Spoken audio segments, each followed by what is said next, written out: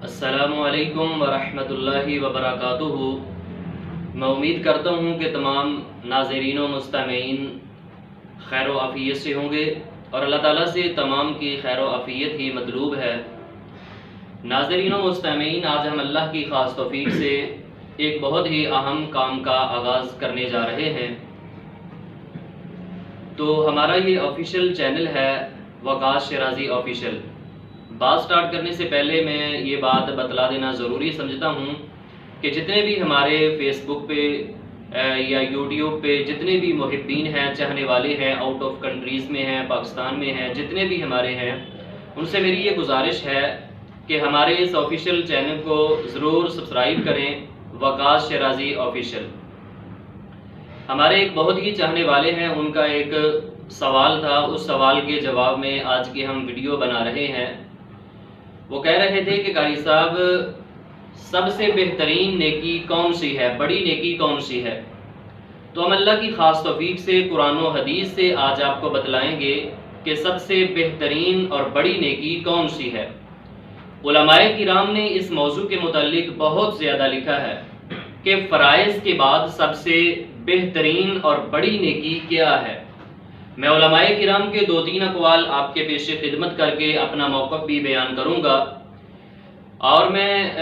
آپ کو آغاز میں یہ بھی بتلا دینا چاہتا ہوں کہ پوری ویڈیوز آپ اس ویڈیو کو دیکھیں اور اس کو لائک بھی کریں، اچھے کمنٹ بھی کریں۔ علماء کرام نے اس موضوع کے متعلق بہت زیادہ لکھا ہے کہ فرائض کے بعد سب سے بہترین اور بڑی نیکی کون سی ہے۔ بعض علماء کرام نے لکھا ہے کہ کسی بھی نیکی کے متعلق یہ کلیئر کٹ بات نہیں کہی جا سکتی کہ جی جو فلاں نیکی ہے یہ فرائض کے بعد سب سے بڑی نیکی ہے۔ حالات کا تقاضا دیکھا جائے گا، موقع، محل اور مناسبت دیکھی جائے گی۔ جس موقع پہ انسان جو بھی نیکی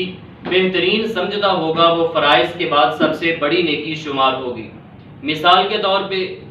آپ کسی سفر میں جا رہے ہیں، آپ نے دیکھا ہے کہ راستے میں کسی کا ایکسیڈنٹ ہو گیا ہے، مریض بیچارہ خون میں لت پت ہے، اس کا لہو بہہ رہا ہے، تو علماء کرام نے لکھا ہے کہ اس موقع پہ فرائض کے بعد آپ کی سب سے بڑی نیکی یہ ہوگی کہ جس مریض کا خون بہہ رہا ہے اس کو ہاسپٹل پہنچایا جائے، دوائی دارو کا انتظام کیا جائے، اس کی مرہم پٹی کا انتظام کیا جائے، نہ کہ ادھر مریض کا خون بہہ رہا ہے ادھر بندہ مسلح بچھا کے تسبیح پڑھنا شروع کر دے۔ یہاں پہ تسبیح پڑھنا بڑی نیکی نہیں ہوگی، بلکہ مریض کا خون صاف کرنا سب سے بڑی نیکی ہوگی۔ اس کو مرہم پٹی کرنا، ہاسپٹل میں پہنچانا، دوائی دارو کا انتظام کرنا، یہ فرائض کے بعد سب سے بڑی نیکی ہوگی۔ اس کی دوسری مثال ایسے سمجھیں، آپ کسی کے ہاں مہمان گئے ہیں، آپ کا جو میزبان ہے، علماء کرام نے لکھا ہے کہ اس کی فرائض کے بعد سب سے بڑی نیکی یہ ہوگی کہ جو اس کے پاس مہمان آیا ہے اس کی خاطر تواضع کرے، اگر چائے پلا سکتا ہے تو چائے پیش کرے، اگر کھانا دے سکتا ہے تو کھانا اس کو پیش کرے، اس کے لیے بیٹھک کا انتظام کرے، اس کے ساتھ بیٹھے، کمپنی دے، گپ شپ لگائے، نہ کہ مہمان گھر میں آیا ہو بندہ اس کو بات چیت ہی اس سے نہ کرے، بلکہ خاموشی سے اس کے سامنے بیٹھ جائے اور مسلح بچھا کے ایسے قرآن پاک کھول کے پڑھنا شروع کر دے۔ ناظرین و مستمعین، یہاں پہ قرآن پڑھنا بڑی نیکی نہیں ہے، بلکہ قرآن کے اوپر عمل کی ضرورت ہے۔ قرآن کریم نے ہمیں یہ بتلایا ہے کہ اگر آپ کے پاس کوئی مہمان آئے تو آپ اس کی خاطر تواضع کریں، اچھی اس کی مہمان نوازی کریں۔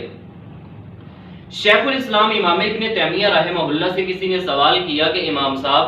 فرائض کے بعد فرض نماز، فرض روزہ، فرض حج، فرض زکوٰۃ، فرائض کے بعد سب سے بڑی نیکی کیا ہے؟ تو علماء کرام نے اس کے متعلق لکھا ہے، شیخ الاسلام امام ابن تیمیہ رحمہ اللہ فرمانے لگے کہ فرائض کے بعد سب سے بڑی نیکی یہ ہے کہ جس اللہ نے آپ کو حسن دیا ہے، جس اللہ نے جوانی دی ہے، جس اللہ نے کاروبار دیا ہے، گھر بار دیا ہے، بیوی بچے دیے ہیں، جس اللہ نے آپ کی ٹھاٹ باٹ عزت بلے بلے آپ کی بنا دی ہے، ہر پل، ہر دم، ہر قدم زبان پہ اس سونے اللہ کا سونا نام جاری رکھا جائے، یہ فرائض کے بعد سب سے بڑی نیکی ہے۔ ناظرین و مستمعین، میں اللہ کی خاص توفیق سے صحیح البخاری پڑھ کے، مسلم پڑھ کے، ابو داؤد پڑھ کے، نسائی پڑھ کے، ترمذی پڑھ کے، ابن ماجہ پڑھ کے، جوامی المسانید پڑھ کے میں جس نقطۂ نگاہ کے اوپر پہنچا ہوں کہ فرائض کے بعد سب سے بڑی نیکی کون سی ہے، میں جس نقطے کے اوپر پہنچا ہوں وہ یہ ہے کہ جب بھی آپ کو موقع ملے آپ پوری لگن کے ساتھ وضو کریں، وضو کر کے مصلی بچھا لیں، مصلی بچھا کے 2 رکعت نفل نماز اپنے سونے اللہ کے لیے پڑھ دیں۔ یہ فرائض کے بعد سب سے بڑی نیکی ہے۔ کیوں؟ اس فرض نماز کے اندر قیام بھی ہے، اس میں رکوع بھی ہے، اس میں سجدہ بھی ہے، اس میں تشہد بھی ہے، اس میں درود بھی ہے، اور اس میں مدینے والے مرشد صلی اللہ علیہ وسلم کا فرمان بھی ہے، اور اللہ تعالیٰ کا قرآن بھی ہے اس میں۔ تو جو میرے پیارے بھائی، جو میری پیاری بہنیں چاہتی ہیں کہ ہماری ہر دعا قبول ہو، تو میں آپ کو یہی آج کی اس ویڈیو میں پیغام دینا چاہتا ہوں۔ 2-3 میں اس کے 4 فائدے اس کے آپ کے سامنے رکھوں گا کہ جو بندہ فرض نماز پڑھتا ہے، فرض نماز پڑھنے کے بعد جو بھی بندہ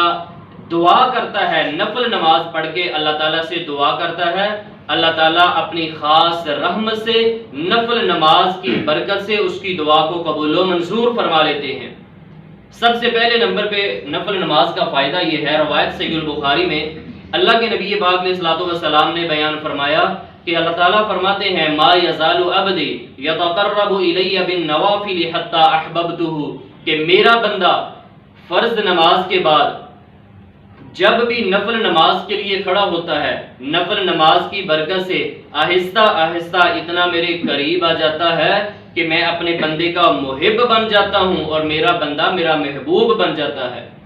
ناظرین و مستمعین، اگر آپ واقعتاً اللہ تعالیٰ کے محبوب بندے بننا چاہتے ہیں تو آج کا ہمارا یہ پیغام ہے کہ آپ نفل نماز کو اپنا اوڑھنا بچھونا بنا لیں۔ اور دوسرے نمبر پہ اس کا دوسرا فائدہ یہ ہے، مدینے والے مرشد صلی اللہ علیہ وسلم نے بیان کیا کہ نفل نماز پڑھ کے بندہ جو بھی اللہ سے دعا کرتا ہے، اللہ تعالیٰ نوافل کی برکت سے اس کی دعا کو قبول و منظور فرما لیتے ہیں۔ دیکھیں آج کل کتنے ہمارے ایسے بھائی ہیں، ہماری ایسی بہنیں ہیں، وہ کہہ رہی ہیں کہ قاری صاحب ہماری دعائیں اٹک گئیں، لٹک گئیں، دعائیں قبول نہیں ہوتی، اللہ سے مانگتے ہیں اللہ دیتا نہیں۔ تو میری پیاری بہنا، میرے پیارے بھائیوں، میں آپ کو یہی پیغام دینا چاہتا ہوں کہ آپ نوافل پڑھیں، نفل نماز پڑھیں، نفل نماز پڑھنے کے بعد ایسے ہاتھ اٹھا کے اپنے اللہ تعالیٰ سے دعا کریں، اللہ نوافل کی برکت سے دعا کو قبول و منظور فرما لیتے ہیں۔ اور ایک تیسرا فائدہ میں نے صحیح البخاری میں اس کا پڑھا ہے، حدیث قدسی، رحمت دو عالم صلی اللہ علیہ وسلم اپنے اللہ سے یہ بات روایت کرتے ہیں، فرمایا جب کوئی بوڑھا گناہگار بندہ اللہ کے حضور آگے سجدہ ریز ہو جاتا ہے کہ جس نے ساری زندگی بغاوت میں گزار دی، کہ جس کے نامہ اعمال میں ایک بھی نیکی نہیں، جوانی کا نشہ تھا، شباب کی مستی تھی، دولت کی ترنگ تھی، برادری اور لیڈری کا غرور تھا، حالات موجود تھے، اولاد جوان تھی، جیب بھی بری ہوئی تھی، معاشرے اور سوسائٹی میں ایک سٹیٹس تھا، ایک سٹنڈر تھا، ایک مقام تھا، کبھی بھی اللہ کے حضور یہ آ کے سجدہ ریز نہیں ہوا تھا، لیکن اب کیا ہے، زندگی کی شام ہو گئی، آنکھوں سے بینائی چلی گئی، کانوں سے سنوائی چلی گئی، زبان سے گویائی چلی گئی، دماغ شل ہو گیا، ہاتھ لرزنے لگے، پاؤں کانپنے لگے، اپنوں نے بھی نظریں پھیر لیں، اور سب سے بڑھ کے یہ کہ اس کی جیب بھی خالی ہو گئی۔ اب کیا ہے بیچارہ، لاٹھی ٹیکتا ٹیکتا، داڑھی سفید لے کے، جسم کبڑا لے کے، چہرے کے اوپر سلوٹیں لے کے، آدھی رات کا وقت ہے، اللہ کے حضور یہ آ کے سجدہ ریز ہو چکا ہے، اور زبان حال سے یہ بول بول کے کہہ رہا ہے کہ تنگ دستی کے جو عالم